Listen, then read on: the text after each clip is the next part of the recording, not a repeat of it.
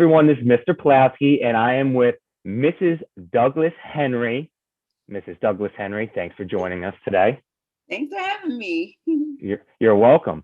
Now, we are doing these interviews for the students, for the staff, and also for the parents, just to get an idea of who the teachers are, or who maybe certain students will see who their future teachers are.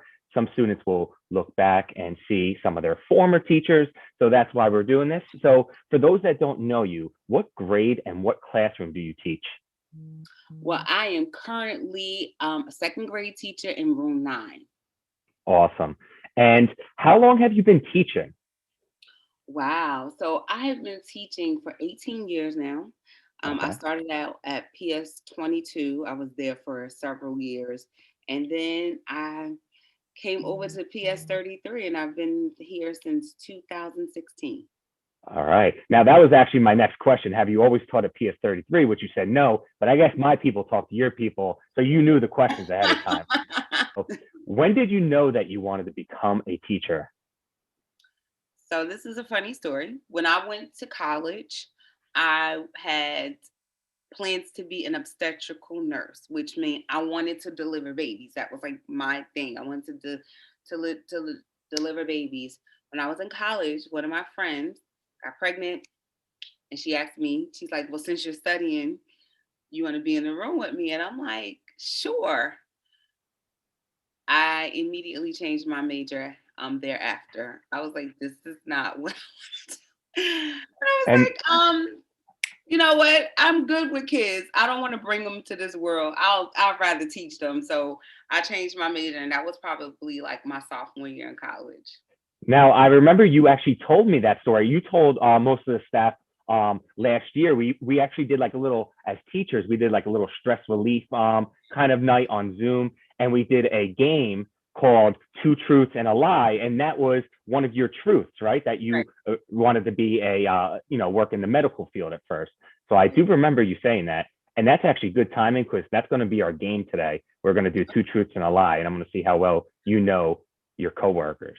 Um, in second grade, I want you to go, back to second grade or sometime when you were in elementary school. Do you remember what some of your favorite hobbies and interests were at that time?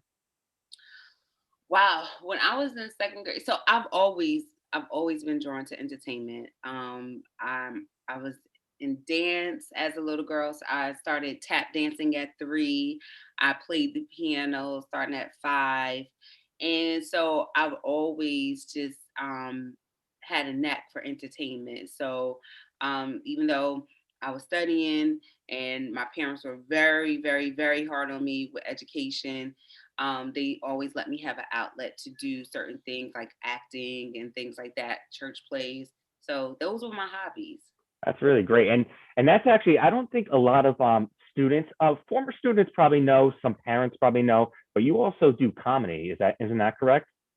I do. I am a stand-up comedian. Yes, I am. Wow. And so this is a great way for me to just transform and get a lot of things that's on my mind out. I've always been drawn to crowds. I love standing in front of crowds and making people laugh. And teaching gives me great material. So hey. Awesome. That is true.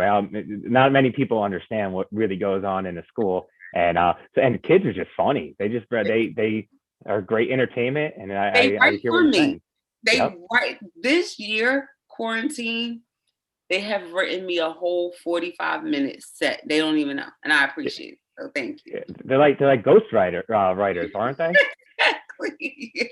One thing that one thing that I remember from when we were in school, one day I heard after gym class, after phys ed class, you came and picked up your class, and then you said to a student like, "I'm gonna take $1,000 from you," and I'm like, "What is she talking about?" And you have this really cool reward system Yeah. when we are in school, and kids love it and they buy into it. And some kids are like saying like, "Oh, I got 20 bucks in my pocket." I'm like, "What are you talking about?" And then they were telling me you have this great reward system. Is that Yeah. correct? I Now, do big bucks. So okay. I started doing it when I was working at 22 school. So because our kids are sat in clusters and they work in groups, It's a great team building exercise.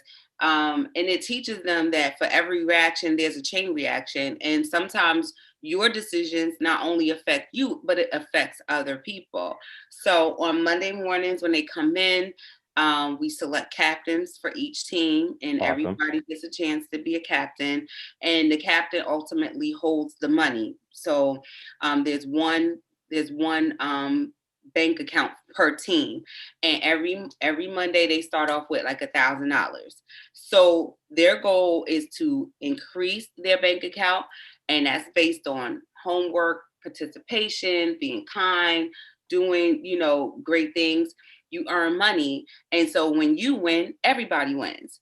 But on the flip side, if you're not doing your homework, if you're being rude, if you're doing things that you're not supposed to do, you lose money, and then it in turns affects everybody. And it's really good because like things like homework, right? Yep. Nobody wants to lose money for homework. So they'll be like, make sure you do your homework. Did you do your homework? And so the kids do buy into it. And then you see Yep. like, if they need pencils and things like that, I'm like, I have plenty of pencils, but you're gonna give me $100 for that pencil. So then they'll be like, I have a pencil, here, take my pencil. So that it encourages them to share and work as a group and as a team.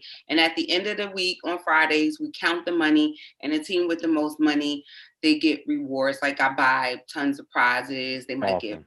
homework passes and things like that.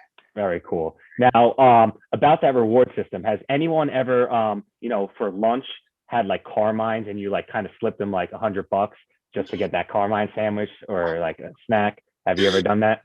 No, I have not. No, I, I haven't. But now you got me thinking about it. hey, so just so we might be going back soon, so just keep that in your pocket just for a rainy day. If you see a nice sandwich or something. Question for you: what do you miss most about being in school?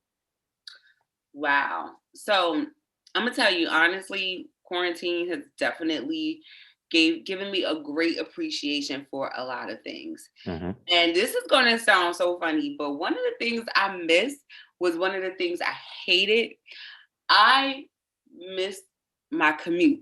You know why? Because my commute gave me an hour to myself.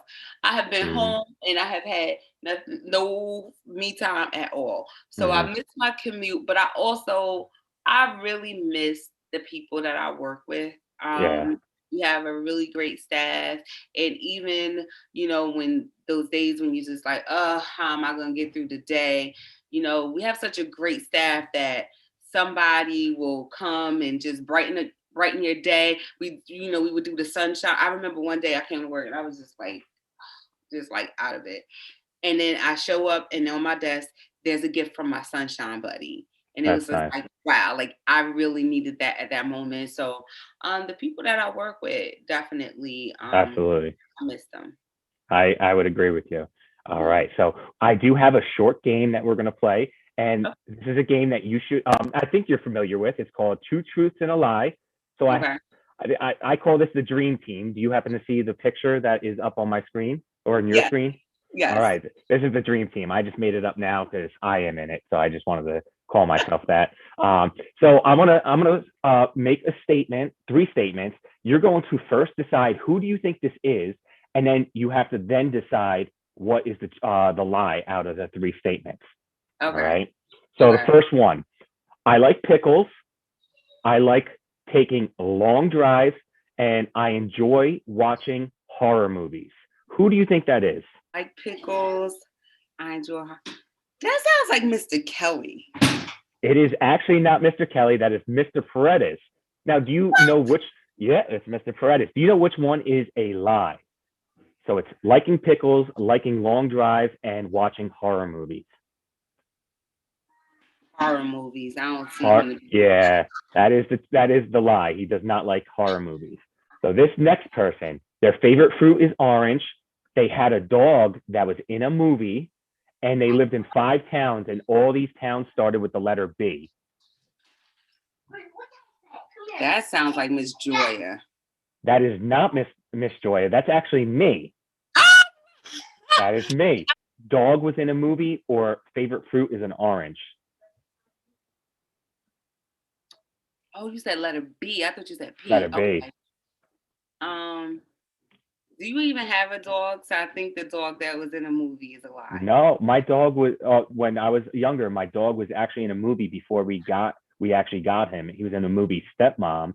My favorite fruit is not an orange; it is a watermelon. I know, I know. That's my favorite fruit too, though. So yeah. Watermelon and a banana. I can't. They enjoy the winter. They love the winter. They love to travel, and they eat well and they exercise. Who is that? That has to be Mr. Kelly.